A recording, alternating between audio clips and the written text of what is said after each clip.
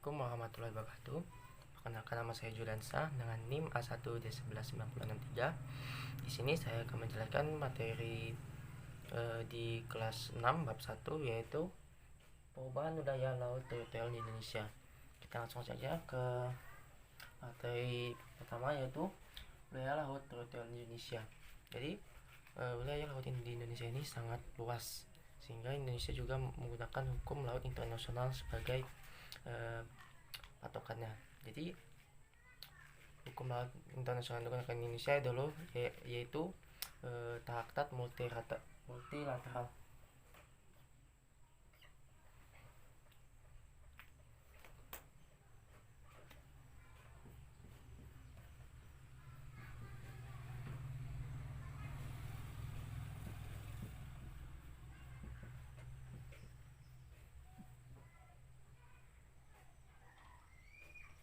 Pada 10 Desember 1982.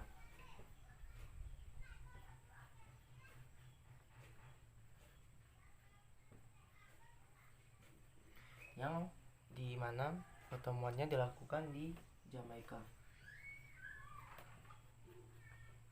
Nah, traktat multilateral ini membagi Indonesia dalam beberapa zona laut, yaitu antara lain laut teritorial, laut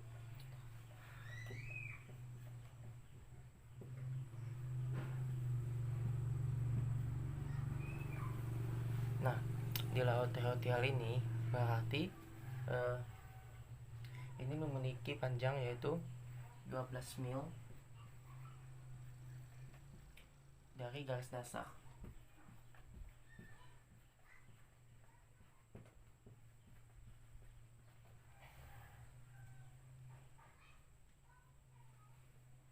Jadi maksud dari garis dasar merupakan ujung dari atau daratan.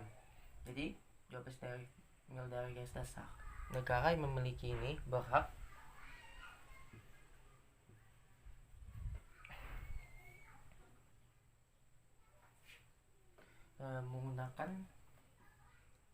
menggunakan laut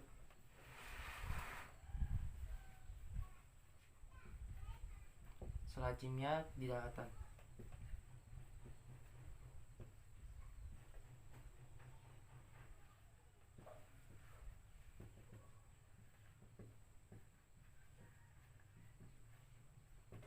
Jadi intinya, negara dengan 12 mil dari negara tersebut berhak mengelola lautan tersebut seperti negara mengelola di negaranya di daratan. Kemudian ada juga laut atas laut kontinen.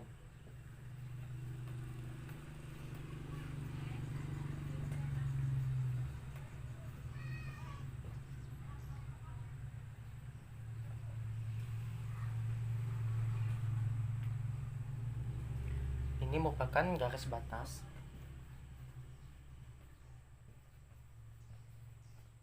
yang merupakan kelanjutan dari benua.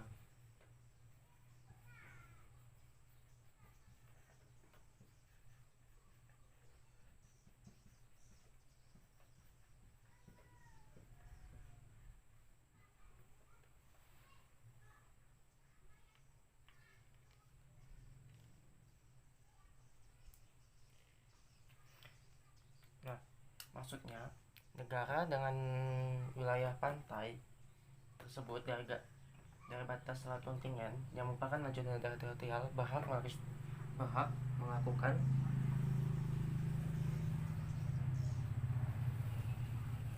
eksploitasi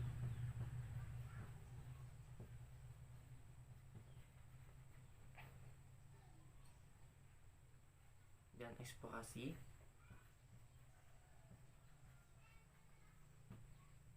di wilayah laut tersebut.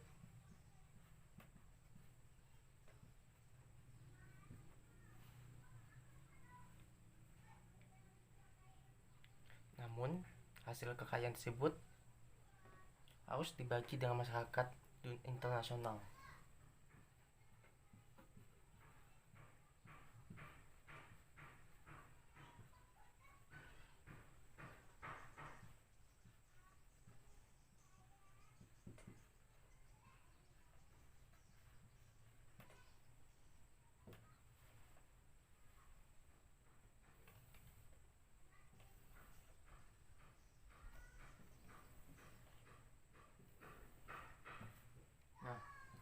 Kemudian zona laut selanjutnya yaitu JEE.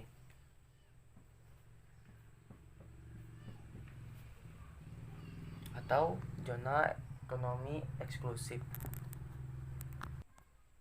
Nah, zona ekonomi eksklusif ini yang berarti mempunyai jarak 200 mil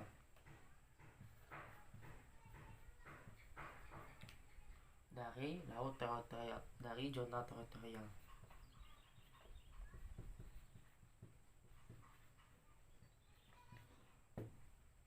Nah, di zona ekonomi eksklusif, negara dari garis pantai berhak menggali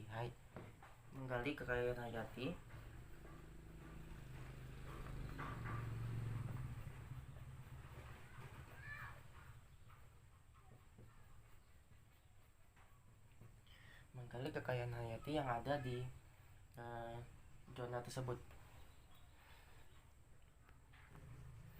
Kemudian untuk materi selanjutnya yaitu upaya pelestarian laut di Indonesia. Jadi kita ketahui seperti di Indonesia, wilayah laut di Indonesia lebih banyak daripada wilayah daratannya.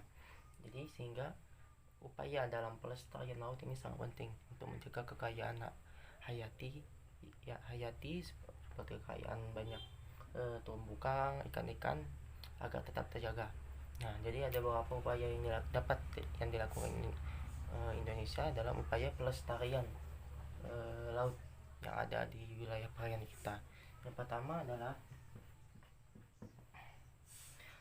larangan membuang limbah ke laut.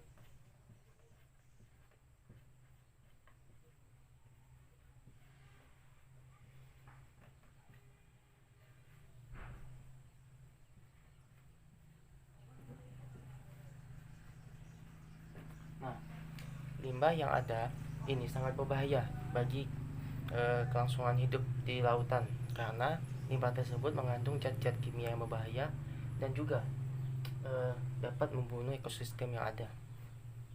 Kemudian kedua, pencegahan polusi air laut.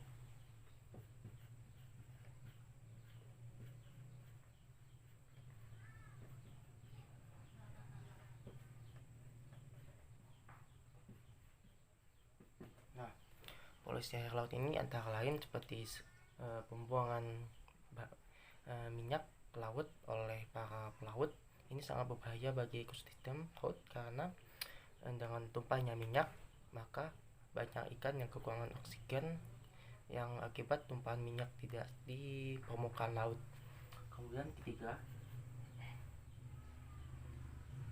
larangan penggunaan bahan peledak.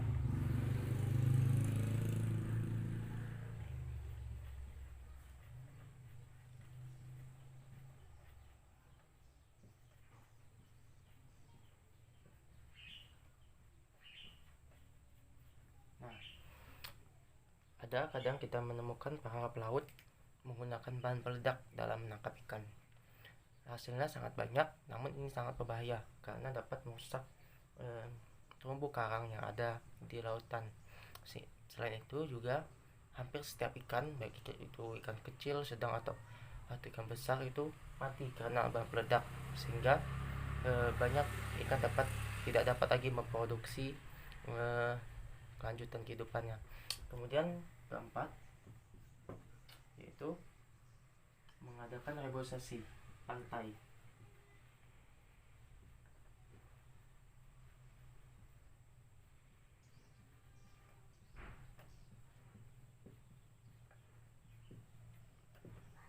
Reboisasi atau penghijauan pantai ini sangat penting bagi kehidupan kelautan karena apabila lahannya tidak direboisasi maka terjadi pengikisan di pantai sehingga wilayah daratan terkikis.